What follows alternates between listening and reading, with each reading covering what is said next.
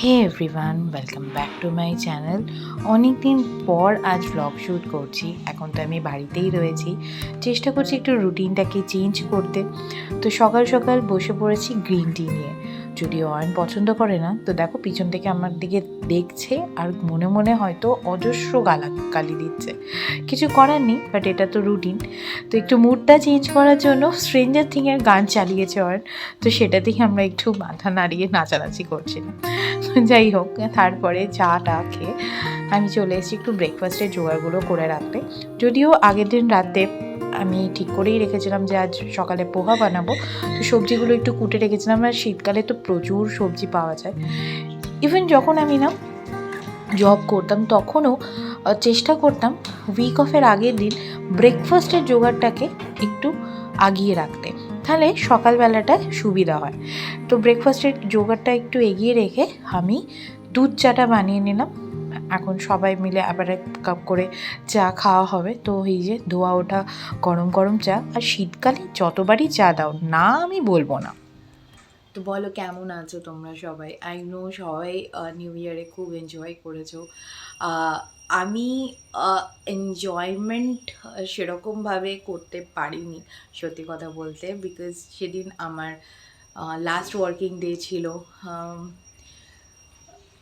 খুব যে কষ্ট হচ্ছে সেটা না, বাট হ্যাঁ, অন্যরকম একটা ইমোশন কাজ তো অবশ্যই করেছে। একদিকে এটাও ভেবে ভালো লাগছে যে আমি কিছুদিন ফ্যামিলিকে একটু টাইম দিতে পারবো, নিজের হেলথকে টেক কেয়ার করতে পারবো। বাট হ্যাঁ, অনেক মানুষের সাথে রোজ যে দেখা হতো সেটা হবে না। তো যাই হোক, নতুন বছরে নতুনভাবে আমি আবার শুরু করছি। তোমরা সবাই পাশে থেকো আর দেখতে থেকো আমার চ্যানেল। যারা এখনও সাবস্ক্রাইব করোনি করে নিতে পারো। আমি ট্রাই করব নতুন নতুন ভিডিও আনার জন্য। তো আজকে ভাবছি একটু চিড়ের পোলাও বানাবো। তো অন গেছে কাঁচা বাদাম আনতে। হঠাৎ করে দেখছি কাঁচা বাদামটাই শেষ।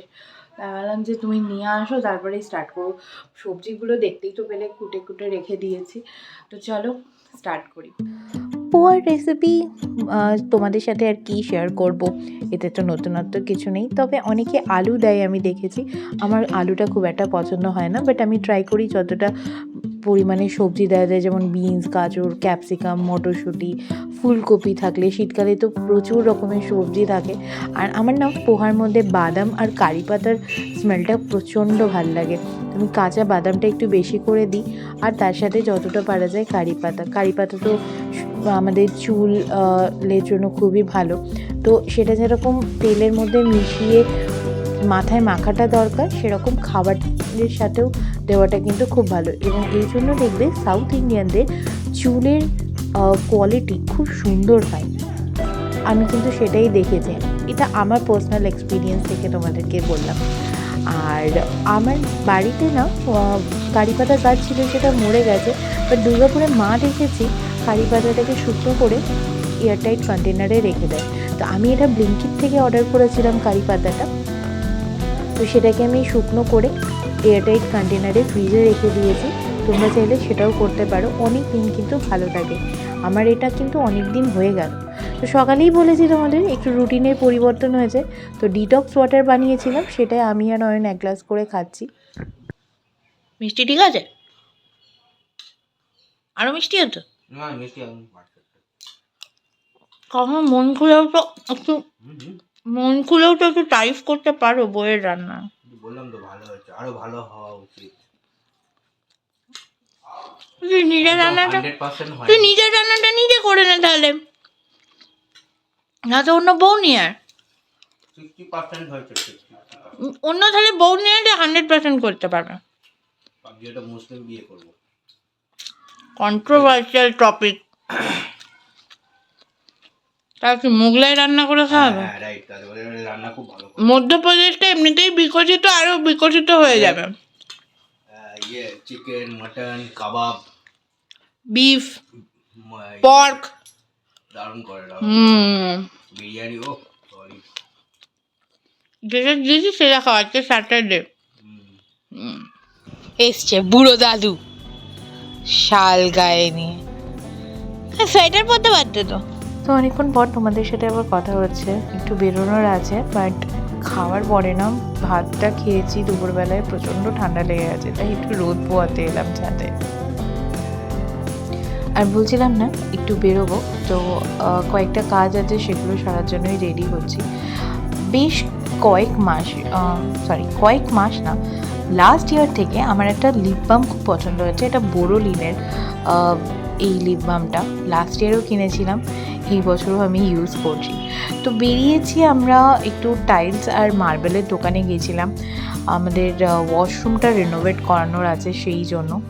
আর ওখান থেকে বেরিয়ে আমরা গেছিলাম একটু বেহালা মার্কেট, আমার ঘড়িটা দেওয়া ছিল ইউনিকে, তো সেখান থেকে নেওয়ার ছিল।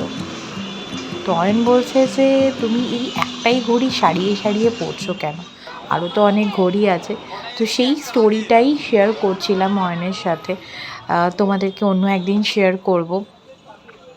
তো যাই হোক, ঘড়ি টড়ি নিয়ে ফেরার সময় আমাদের ফেমাস বর্ণশ্রীতে একজন কাকা আছে, যার দোকানে চা না খেলেই হয় না। তো সেই দোকানে চা খেয়ে আমি আর অয়ন ফিরছি, ওই যে কাকা দাঁড়িয়ে রয়েছে। তো চলো বাড়ি যাওয়া যাক, বাড়ি গিয়ে একটু কিছু স্ন্যাক্স वगैरह খেতে হবে, খিদে পাচ্ছে। এই যে তুমি সয়াবিন খেতে চাও না, আর চাউমিনে দিলে যে খেয়ে নাও, সেটা কেন? সোয়াবিন ভালো করে রান্না করলে হয়। ভালো করে কিভাবে করে মানুষ? যেমন সোয়া চিলি, নিজে একদিন বানিয়ে খাইও। সোয়া চাঙ্কি, সোয়া চাঙ্কিটা আবার কি? যেমন রসিয়ে ওরকম সবজি মবজি দিয়ে ভালো লাগে খেতে। তুমি তো পেঁয়াজ রসুন দিয়েও খাও না। পেঁয়াজ রসুন ভালো করে করলে খাওয়া যাবে, মাংসের মতো করলে তবে খাওয়া যাবে। তাহলে মাংস আর সয়াবিন বলছে মনে, সয়াবিন তো মানুষ অনেকে তো নিরামিষ, মাংসের সঙ্গে গুলিয়ে ফেলে। সয়াবিন তো নিরামিষের দিন করে। কিন্তু মাংসের মতো গুলিয়ে ফেলে না, ভাবে এটা মাংস। গল্প হলে সত্যি দেখোনি, না, কাঁচকলা দিয়ে এমন বানিয়েছিল, ভেবেছিল ওটা পাঠার মাংস করেছিল। গল্প হলেও সত্যি। গল্প হলে সত্যি, রবি ঘোষ বানানো না, তখন বলে বা আরেকবার দাও, বলে ওটা তো আজকে তো নিরামিষ, আজকে তো কাঁচকলা দিয়ে তরকারি বানিয়েছে। তখন বলে যে ও ওটা কাঁচকলা, আমি তো ভেবেছিলাম পাঠার মাংস। তাহলে রবি ঘোষকে ডাকো, রবি দাদুকে ডাকো, রবি দাদুকে বলো। হেভি রান্না করে। তো চলো আর ব্লগটাকে আমি বাড়াচ্ছি না, আমার গোপুর ঘুম পেয়েছে তাই ঘুম পাড়িয়ে দিয়েছি। আমাদের এখনও ডিনার হয়নি, ডিনার করতে দেরি আছে, কয়েকটা কাজ আছে সেগুলো কমপ্লিট করে নিই, গোপু এখানে ঘুমাক। আবার তোমাদের সাথে নেক্সট ব্লগে কথা হবে, ততক্ষণ সবাই ভালো থেকো, সুস্থ থেকো, টাটা।